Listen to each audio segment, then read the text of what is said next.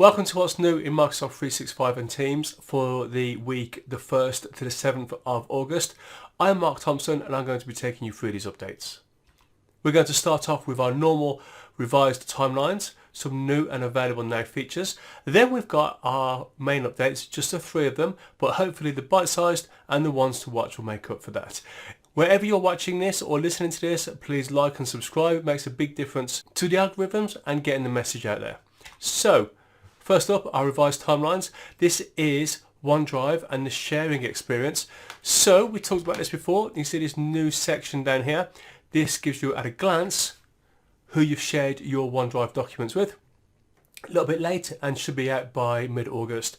Teams, join the Join Customer Experience branding. So this is for people who have got the Advanced Communications license, but until the end of the year, it's in preview and anyone can use it. It's running a little bit late though. You should be able to see this by late August to early September. So this is for the admins really, but it means that you can brand your meeting experience, say for your clients, so that it looks more like your company branding. Look out for that at the end of the month or maybe into September. Okay, so Teams, the Fluid Live Components, is a rubbish name. I've left that name in there though so you recognise it when you see Microsoft talking about it. It just means that inside Teams chats we can push editable features like to-do lists. Like if you look on the screen now, you can see this to-do list being worked on, or these bullets being created. You can have tables in there. You're going to be able to copy and paste it and pull it out. Really good from a functionality point of view, but it's running a little bit late and we're probably looking mid to late September now, so that's been pushed back quite a bit. Okay, so what's new and available now? Newish, probably more like. So Outlook on the web, so the new calendar board view, you can see over here on the right hand side, you see that we've got when we change the view, we've got this new calendar board, and you might recognise this functionality from Project Mocha. So we told you last month that Project Mocha last week, sorry, that Project Mocha is being migrated into this calendar view, and now it's available for all to have. That looks quite nice. You have your calendar in there, see your to-do list, your tasks, your little notepads. Okay, what else? Organisers, you can lock your meetings now, so the ability to stop new people joining your meeting. Shared lists. Now, previously, you know that lists were a little bit like you're in or you're out, but now with this, you can share lists or list items. OneDrive and SharePoint. So this is quite nice. It may well be that for whatever reason you like the usability features in the immersive reader, or you just want the immersive reader to read out to you. Maybe it's a big document, or maybe you're doing something else. You can have it being read out to you. So it just means that you can go to SharePoint or you go to OneDrive, select the document, and at the top, when you're telling it how you want to open it, instead of it being in a browser or in a desktop app, you can open it straight into the immersive reader. Really nice functionality, and that is available for you now. Transferring calls between devices. I raised this again because it came up as there being some additional features added to this. So this is for mobile devices.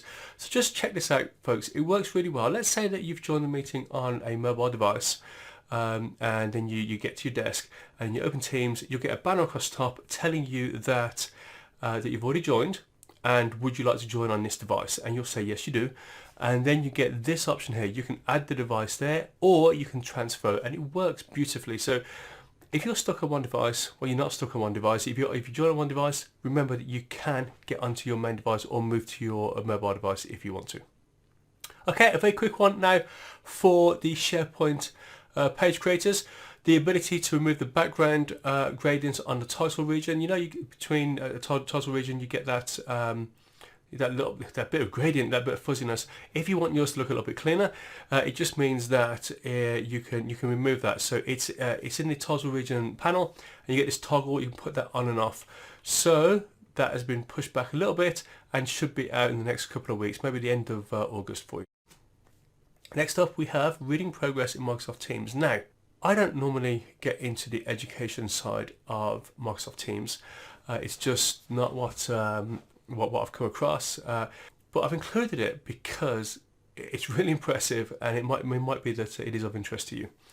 Okay, so It helps build students' fluency, and you can see here that this child has been given some independent reading, and they record it.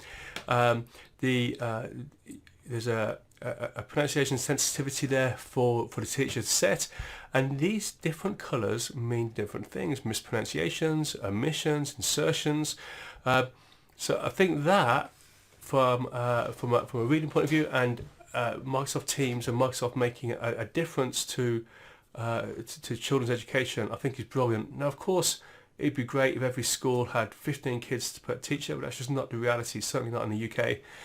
So I think that is a really nice piece of functionality. It depends on your SKU. It looks to me, I don't know about the education licensing, but that's probably all of them, I guess. Don't pick me up too keenly if I've made a mistake on that. But yeah, really nice functionality there. Okay, Yammer.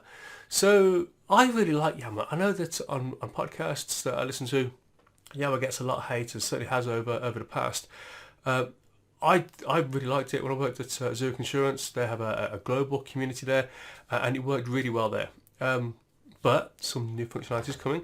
Nested replies here, so you can see what people are actually talking about, what they're replying to. And it'd be great, folks, if we got that in Teams as well. The fact that you can see it here in Yammer, I'm guessing that's going to appear in Teams soon as well. We also have deep linking. So this is deep linking for the notifications.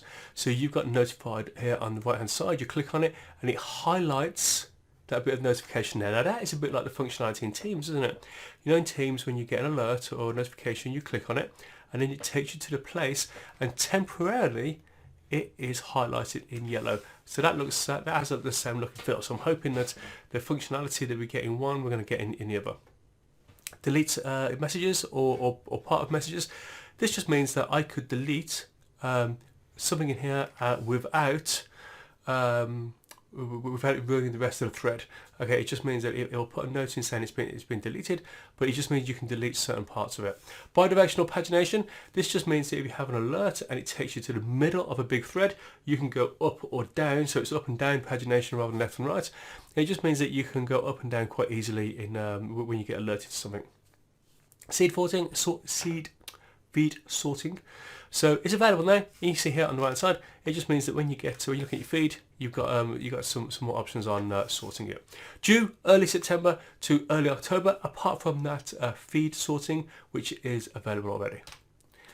Okay, folks, another quick one. And we've got some bite-sized updates.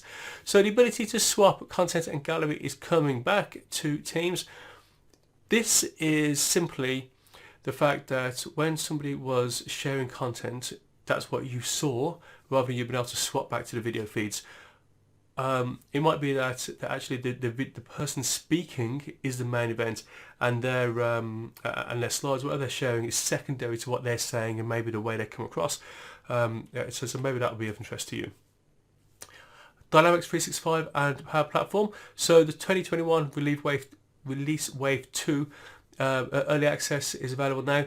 So if you are into the Power Platform or Dynamics 365, you may already know about this. If you have exposure to that and you don't know about it, check the blog version of this, and I'll put the details in the notes. Hop over there and I'll put a link to this that will take you out. Microsoft Search, new people-centric search features. It just means that when you do a search, it will also throw up people who match your search, and then you can click on those people, and then you can explore the content through people rather than doing it the other way around. Wants to watch. Okay, so we're looking. These are either we're looking further ahead, or there's just not a lot of detail, which is why they're just on the wants to watch. This tends to be just a title, a date, and when we look at the blog, maybe a paragraph too. So expanded global address list, people suggestions. So it's just going to look at the entire gal. I've got to be honest, folks. I'm not sure the full significance of this. So I've read the note. There's one paragraph on the blog, and I took that from Microsoft. It doesn't mean a whole lot to me. If it does mean, if you can explain the history behind it, and why it matters. If you could put that in the notes or any supporting links, that'd be great, folks. If you could contribute like that, it'd be awesome. Teams, content from camera, it just means that you're going to be able to use your camera to send a high quality version of something that you're showing the camera, some content. I don't know whether you're going to be able to take a snapshot of it or how that's going to work, but of course I'll expand on that nearer the time. Teams Q&A. So this I think is, well, you can see I think it's the start of the week, because I'll put that on there and I can't wait to find out more about this. So those of you who do live events or run live events, you know that you get a Q&A on there, and it's moderated. So you put your question in and someone else decides whether everyone sees it or not. So they can be moderated or not moderated in these regular Teams meetings or webinars. That, folks, I think is awesome. It's been wanted for a long time. And I think a lot of people are going to be excited about that. As soon as I get more details, I will share you hopefully the next couple of weeks. Top hits in search auto suggestion. So you go to Teams, you search something in the top bar, and you know that you get people, you get files, conversations, and you get the list of results. Now it's going to have the top hits regardless of the source. So whether it's people, it's files, it's chats, posts, whatever it is, it's going to have a little section at the top for the top hits that's going to hopefully make that search a bit more useful to you. Background effects. So this is for people who use the web version of Teams, and people still do it for whatever reason. Some organisations still have their people using the browser version of Teams, and I know this for a fact because I deal with one of them. So the browser version often has slightly less functionality than the full app. Now, here's something else that's catching up. The background effects for people using the web version of Teams and on video, and sharing the system audio from meetings on the web as well. So that's coming. So September and October, I wouldn't be surprised, folks, if they get pushed out a little bit further. And I'm talking about these again. But when I get more details, I will, of course, share those with you. Okay, so got something to tell you about. You know that I do these updates weekly or maybe once every couple of weeks, depending on the content and depending on whether I'm on holiday with the family. But it's a mix of Office 365 and Teams. Now, some of you are only interested in the Teams content.